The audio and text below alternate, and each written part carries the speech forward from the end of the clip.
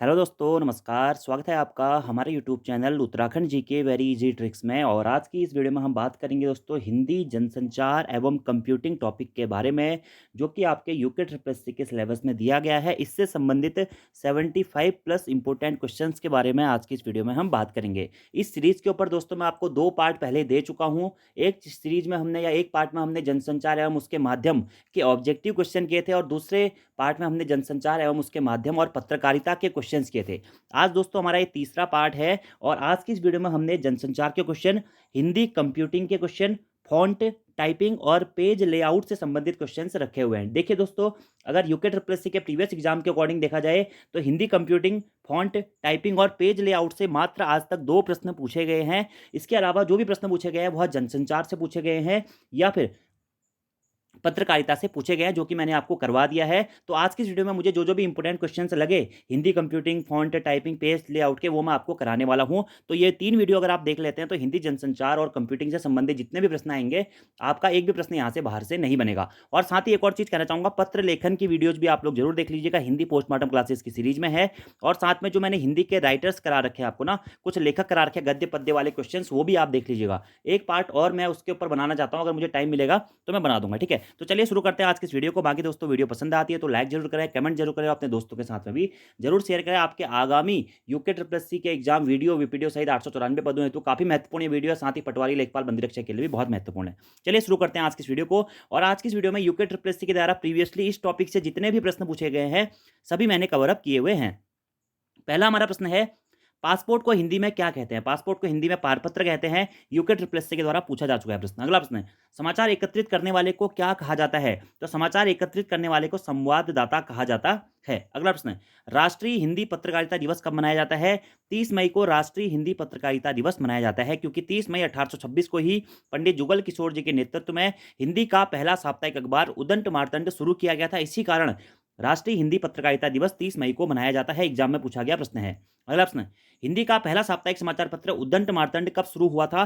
तो 30 मई 1826 को पंडित जुगल किशोर जी के द्वारा उद्दंत मार्तंड को शुरू किया गया था, जो कि एक साप्ताहिक समाचार पत्र था।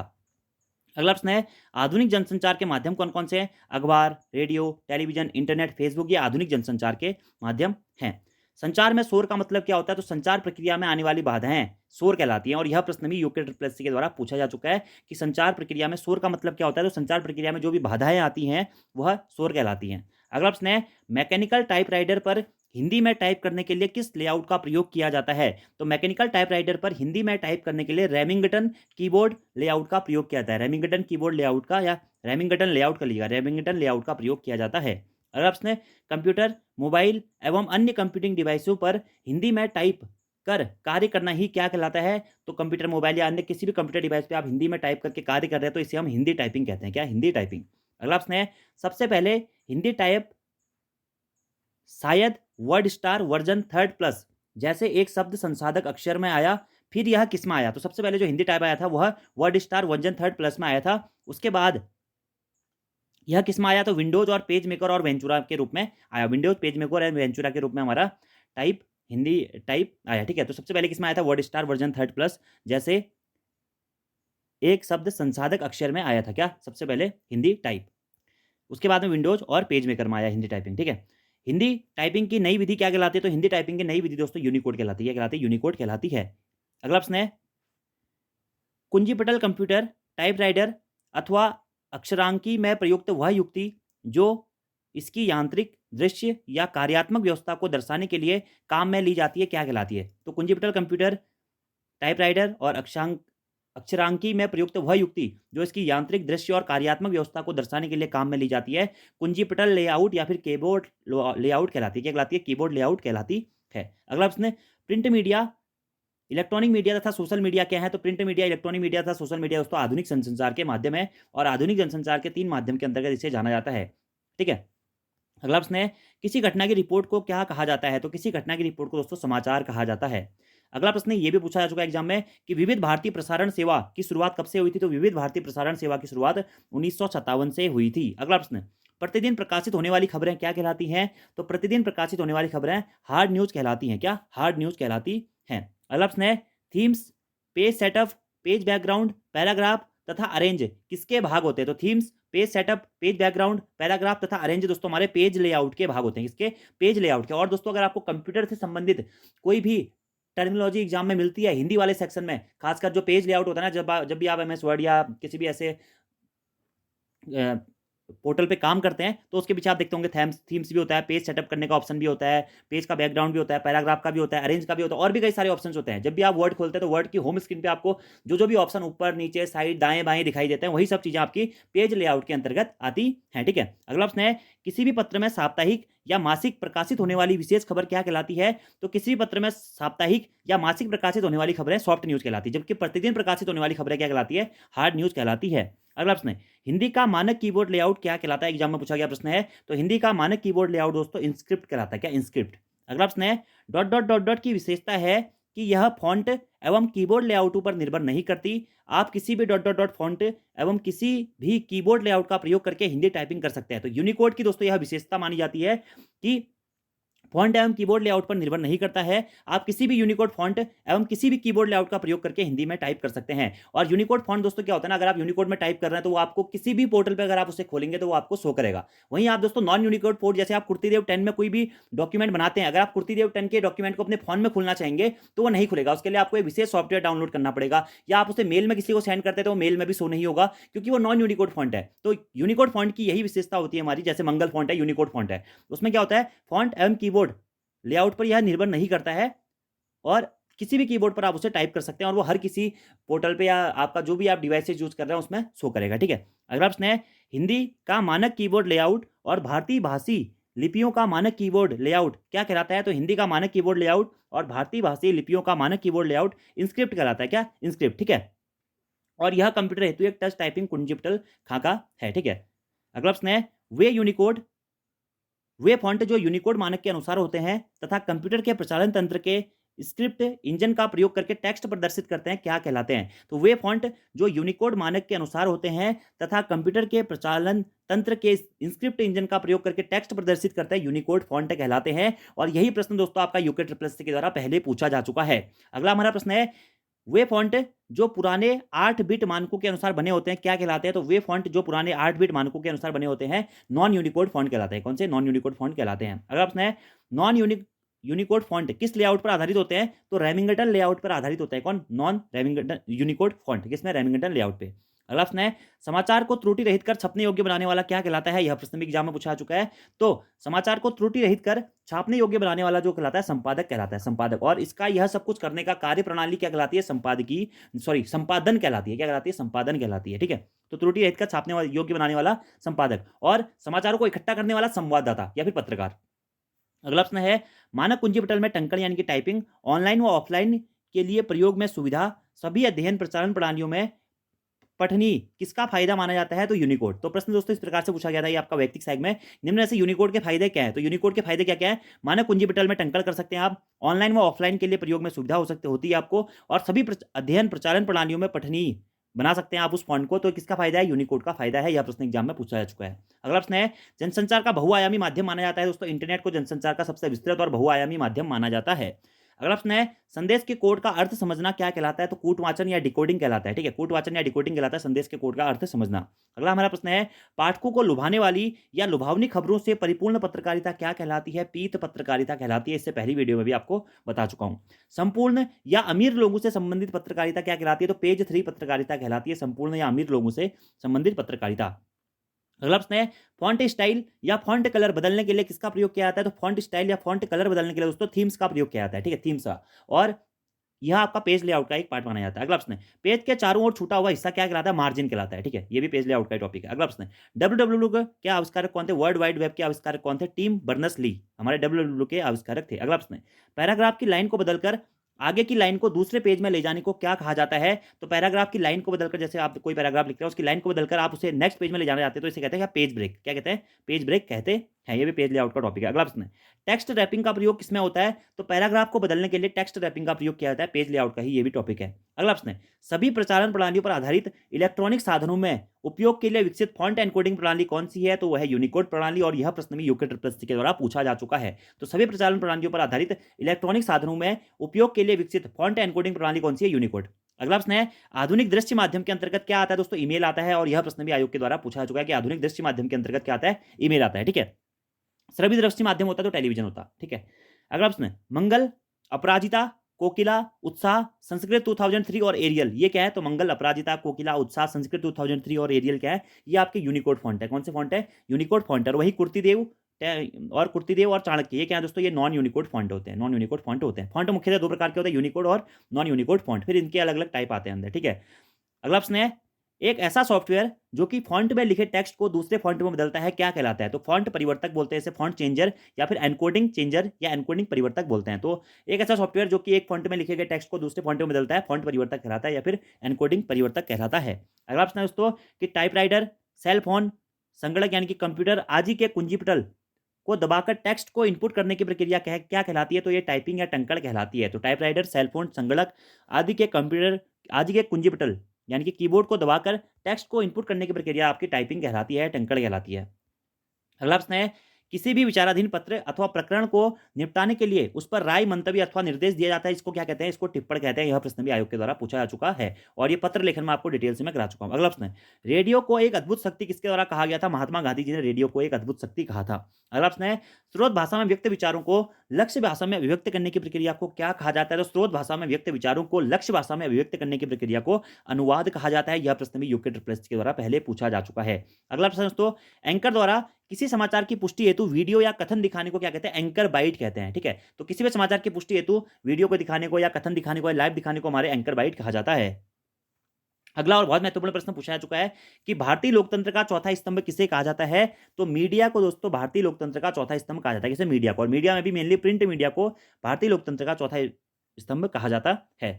अगला हमारा प्रश्न है, ऑल इंडिया रेडियो का नाम आकाशवाणी कब रखा गया था? 1957 में सुमित्रा पंत जी के प्रयासों से दोस्तों ऑल इंडिया रेडियो का नाम आकाशवाणी रखा गया था। ऑल इंडिया रेडियो की विधिवत स्थापना कब हुई थी? तो 8 जून 1936 को ऑल इंडिया रेडियो की विधिवत स्थापना हुई थी। अगला प्रश्न है दोस्तों, टेलीविजन क्या है हमारा? टेलीविजन श्रव्य दृश्य माध्यम है जनसंचार का। अगला प्रश्न है, भारत में टेलीविजन या टेलीविजन इंडिया की शुरुआत किस वर्ष हुई थी? तो 1959 में भारत में टेलीविजन या टेलीविजन इंडिया की शुरुआत होती है। अगला प्रश्न है, भारत में टेलीविजन का नियमित प्रसारण किस वर्ष से शुरू हुआ था? तो 1965 से दोस्तों भारत में टेलीविजन का नियमित प्रसारण शुरू हुआ था। शुरुआत 1959 से, नियमित प्रसारण 1965 से शुरू हुआ था। और टेलीविजन इंडिया का नाम दूरदर्शन किस वर्ष रखा गया था? तो इसमें दोस्तों 2 साल मिलता है, कहीं कहीं 1975, कहीं कहीं 1976। तो 1975 एनसीईआरटी में आपका दिया गया है। तो टेलीविजन इंडिया का नाम दूरदर्शन किस वर्ष रखा गया था? 1975 में रखा गया था। अगला प्रश्न है, बैठक में उपस्थित व्यक्तियों के पदानुसार नाम, उनकी राय का पूरा विवरण, कार्य सूची में रेखांकित कार्यों पर हुए विचार विमर्श का संक्षिप्त विवरण क्या कहलाता है? तो कार्यव्रत कहलाता है, ठीक है। तो प्रश्न पूछा गया एग्जाम में कि यूके ट्रिपल एस ने नहीं पूछा कि बैठक में उपस्थित व्यवस्थित व्यक्तियों के पदानुसार नाम, उनकी राय का पूरा विवरण सहित कार्य सूची में रेखांकित कार्यों पर हुए विचार विमर्श का संक्षिप्त विवरण कार्यव्रत कहलाता है। अगला प्रश्न है, किसी मुद्दे पर लेख लिखने में उस ताजी घटना का उल्लेख करना जिसके कारण वह मुद्दा चर्चा में आया है, क्या कहलाता है? न्यूज फैक्ट कहलाता है। क्या? किसी भी मुद्दे पर लेख लिखने में उस ताजी घटना का उल्लेख करना जिसके कारण वह मुद्दा चर्चा में आया है, क्या कहलाता है? न्यूज फैक्ट कहलाता है। अगला प्रश्न है, दूरदर्शन पर प्रसारित होने वाला पहला धारावाहिक कौन सा था? हम लोग, ठीक है। मनोहर श्याम जोशी जी के द्वारा लिखा गया था 1984 में, ठीक है। प्रसार भारती का गठन किस वर्ष हुआ था? 1997 में दोस्तों प्रसार भारती का गठन किया गया था। किसका? प्रसार भारती का। कब? 1997 में। अगला प्रश्न, एंकर द्वारा किसी समाचार की पूर्ति हेतु वीडियो या कथन दिखाकर खबर की प्रामाणिकता देना एंकर बाइट कहलाता है। आयोग के द्वारा पूछा जा चुका है प्रश्न, ठीक है। अगला प्रश्न, जनता नामक पत्रिका के संपादक कौन थे? भीमराव अंबेडकर जी थे। समाचार लेखन की शैली क्या है? उल्टा पिरामिड शैली। समाचार लेखन किस शैली में किया जाता है? उल्टा पिरामिड शैली में किया जाता है। यूके ट्रिपल एस के द्वारा यह प्रश्न फॉरेस्ट गार्ड के एग्जाम पेपर में पूछा गया कि समाचार लेखन की शैली क्या होती है? उल्टा पिरामिड शैली होती है, इस टाइप से, ठीक है, उल्टा पिरामिड शैली। अगला प्रश्न है, नाटक लेखन या कहानी लेखन की शैली कौन सी होती है? तो सीधा पिरामिड शैली होती है नाटक लेखन या फिर कहानी लेखन की। अगला प्रश्न, माइक्रोसॉफ्ट वर्ड में मेन्यू पेज से संबंधित सेटिंग करने के लिए किसका प्रयोग किया जाता है? तो माइक्रोसॉफ्ट वर्ड में मेन्यू पेज से संबंधित सेटिंग करने के लिए दोस्तों पेज लेआउट का प्रयोग किया जाता है। किसका? पेज लेआउट का प्रयोग, ठीक है। ज्ञानपीठ पुरस्कार प्राप्त करने वाले प्रथम उत्तराखंडी सुमित्रा पंत जी थे। 1968 में दिया गया था इनको ज्ञानपीठ पुरस्कार, ठीक है, चिदम्बरा के लिए। अगला प्रश्न, वर्तमान में जनसंचार का सबसे द्रुतगामी माध्यम कौन सा है? द्रुतगामी, जो कि तेजी से फैलता है। तो सोशल मीडिया वर्तमान में संचार का सबसे द्रुतगामी माध्यम माना जाता है। अगला प्रश्न है, इंटरनेट पर खबरों का आदान प्रदान को समाचार पत्रों का प्रकाशन क्या कहलाता है? तो इंटरनेट पर खबरों का आदान प्रदान व समाचार पत्रों का प्रकाशन दोस्तों इंटरनेट पत्रकारिता कहलाता है। क्या? इंटरनेट पत्रकारिता कहलाता है। ईमेल क्या है दोस्तों? तो ईमेल एक इलेक्ट्रॉनिक मेल दृश्य माध्यम है, ठीक है। इलेक्ट्रॉनिक ईमेल का फुल फॉर्म क्या होती है? इलेक्ट्रॉनिक मेल होती है, और ये क्या है? मेनली दृश्य माध्यम है। अगला प्रश्न है, सरस्वती नामक पत्रिका के संपादक कौन थे? महावीर प्रसाद द्विवेदी जी सरस्वती नामक पत्रिका के संपादक थे। अगला प्रश्न है, हिंदी में नेट पत्रकारिता का प्रारंभ किस वेबसाइट से माना जाता है? तो वेब दुनिया नामक वेबसाइट से हिंदी में नेट पत्रकारिता का प्रारंभ माना जाता है, वेब दुनिया से। अगला प्रश्न है, फेसबुक, ट्विटर और यूट्यूब क्या है? तो ये सोशल मीडिया के माध्यम है, ठीक है। फेसबुक, ट्विटर, वेबसाइट, यूट्यूब ये सोशल मीडिया के माध्यम है। अगला प्रश्न है, खबर का घटनास्थल से सीधा प्रसारण क्या कहलाता है? तो खबर का घटनास्थल से सीधा प्रसारण दोस्तों लाइव कहलाता है। क्या? लाइव। अगला प्रश्न है, माइक्रोसॉफ्ट ऑफिस का हिंदी संस्करण कब जारी हुआ था? 2007 में दोस्तों माइक्रोसॉफ्ट ऑफिस एमएस ऑफिस का हिंदी संस्करण जारी हुआ था। अगला प्रश्न है, तूफानों के बीच रिपोर्टाज के लेखक का नाम क्या है? तो रांगे राघव। यह प्रश्न भी आयोग के द्वारा पूछा गया दोस्तों कि तूफानों के बीच रिपोर्टाज के लेखक का नाम क्या है? रांगे राघव है। अगला प्रश्न है, सोशल मीडिया क्या है? तो सोशल मीडिया को दोस्तों संचार का अपरंपरागत माध्यम माना जाता है। क्या? संचार का अपरंपरागत माध्यम माना जाता है किसको? सोशल मीडिया को। अगला प्रश्न है, ब्लॉग्स को क्या कहा जाता है? तो ब्लॉग्स को दोस्तों इंटरनेट डायरी कहा जाता है। अगला प्रश्न है, हिंदी फॉन्ट कितने रूप में प्रचलित है? मेनली दो, यूनिकोड फॉन्ट और नॉन यूनिकोड फॉन्ट। अगला प्रश्न है, किसी मत या प्रस्ताव का समर्थन करने की प्रक्रिया को क्या कहते हैं? तो अनुमोदन कहते हैं। क्या? अनुमोदन। और यह प्रश्न भी आयोग के द्वारा पूछा जा चुका है। अगला प्रश्न है, भारत में जिस स्त्री के साथ में बलात्कार हुआ है उसी कोर्ट में क्या कहते हैं? अभियोक्त्री कहते हैं। और यह प्रश्न भी आयोग के द्वारा पूछा जा चुका है। अगला प्रश्न है, भारतीय सिनेमा का पितामह, भैया भारतीय सिनेमा का पिता किसे कहा जाता है? तो दादा साहब फाल्के को भारतीय सिनेमा का पितामह कहा जाता है। अगला प्रश्न है, केंद्रीय फिल्म प्रमाणन बोर्ड की स्थापना किस वर्ष हुई थी? तो 1952 में मुंबई में केंद्रीय फिल्म प्रमाणन बोर्ड की स्थापना हुई थी। कब? 1952 मुंबई में। अगला प्रश्न है, भाषा कंप्यूटरी का एक प्रभाग कौन सा है जो हिंदी भाषा से संबंधित सकल कार्यों को संगणक या कंप्यूटर, मोबाइल या अन्य डिजिटल युक्तियों पर कर पाने से संबंधित है? तो हिंदी कंप्यूटरी या हिंदी कंप्यूटिंग दोस्तों भाषा कंप्यूटर का एक प्रभाग है जो कि हिंदी भाषा से संबंधित सकल कार्यों को कंप्यूटर, मोबाइल या अन्य डिजिटल युक्तियों पर कर पाने में संबंधित है। क्या? हिंदी कंप्यूटरी या हिंदी कंप्यूटिंग, ठीक है। अगला प्रश्न है, विश्व का प्रथम टंकण कौन थी? विश्व की प्रथम टंकण कौन थी जिनके पिता क्रिस्टोफर सोल्स ने व्यवहारिक टाइपराइटर का आविष्कार किया था? तो विश्व की प्रथम टंकण थी कौन? Lillian Sholes. कौन? लिलियन सोल्स विश्व की प्रथम टंकण थी जिन्होंने टाइपिंग करी थी। अगला प्रश्न, दूरदर्शन की देश में महानगरों में शुरुआत कब हुई थी? तो दूरदर्शन की देश के महानगरों में शुरुआत हुई थी मेनली 1984 से। दिल्ली में हुई थी 1984 में, मुंबई में 1985 में, चेन्नई में 1987 में और कोलकाता में 1988 में।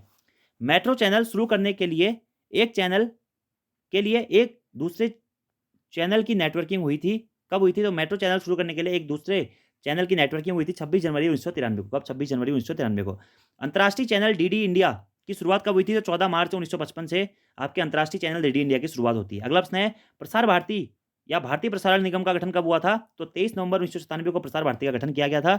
और खेल चैनल डीडी स्पोर्ट्स की शुरुआत कब से हुई थी? तो 18 मार्च 1899 से दोस्तों खेल चैनल डीडी स्पोर्ट्स की शुरुआत हुई थी, ठीक है। और अगला हमारा प्रश्न है दोस्तों कि 24 घंटे के समाचार चैनल डीडी न्यूज़ की शुरुआत कब हुई थी? तो 3 नवंबर 2002 को 24 घंटे के समाचार चैनल डीडी न्यूज़ की शुरुआत हुई थी, ठीक है। तो ये दोस्तों कुछ हमारे महत्वपूर्ण प्रश्न थे जो कि मैंने आपको करा दिए जनसंचार, हिंदी कंप्यूटिंग, पेज लेआउट और टाइपिंग से, ठीक है। बाकी ये कुछ ही प्रश्न है दोस्तों। देखिए ये टॉपिक बहुत बड़े हैं अपने आप में, ठीक है, और एक बहुत बड़ा अपना कॉन्सेप्ट विकसित कर रहे हैं, लेकिन जो भी चीज़ें मेरे को इंपॉर्टेंट लगी वो मैंने करा दी है। हालांकि मैं आपको सब चीज़ें नहीं करा पाया हूँ, कुछ ही चीज़ें करा पाया हूँ, लेकिन दोस्तों अगर आप इतना भी कर लेते हैं तो एग्जाम में आप क्वेश्चन को गैस कर लेंगे, ठीक है। बाकी पेज लेआउट क्या होता है तो आप यहाँ पे पढ़ सकते हैं, टेक्स्ट, इमेज या दूसरे ऑब्जेक्ट के अरेंजमेंट को पेज के ऊपर इस्तेमाल करने का काम टेक्स्ट पेज लेआउट के द्वारा किया जाता है, ठीक है। डेस्कटॉप पब्लिशिंग डीटीपी में इसे कॉमनली इस्तेमाल किया जाता है। वेब पेजेस के लेआउट को डिस्क्राइब करने के लिए पेज लेआउट टेक्निक का ही इस्तेमाल होता है। कस्टमाइज करने के लिए मैगजीन्स के अपीयरेंस को, न्यूज़पेपर्स, बुक्स, वेबसाइट, एक दूसरे प्रकार के पब्लिकेशंस को कस्टमाइज करने के लिए, एडिट करने के लिए हमारा और उसे मतलब सजाने वजाने के लिए आपका पेज लेआउट का प्रयोग होता है। तो ये आपका पूरा आज का टॉपिक हो गया दोस्तों। तो आपको आज की वीडियो कैसी लगी कमेंट बॉक्स में जरूर बताइएगा। वीडियो पसंद आती है तो यार शेयर जरूर किया कीजिए, और अभी तक आपने हमारे चैनल को सब्सक्राइब नहीं किया हुआ है तो चैनल को सब्सक्राइब जरूर कर लें, बेल आइकन भी जरूर दबा लें ताकि हमारे आने वाली वीडियोस के नोटिफिकेशन आपको कंटिन्यूसली मिलते हैं। तो आज की वीडियो में इतना ही दोस्तों। Thank you for watching video. See you next time. धन्यवाद।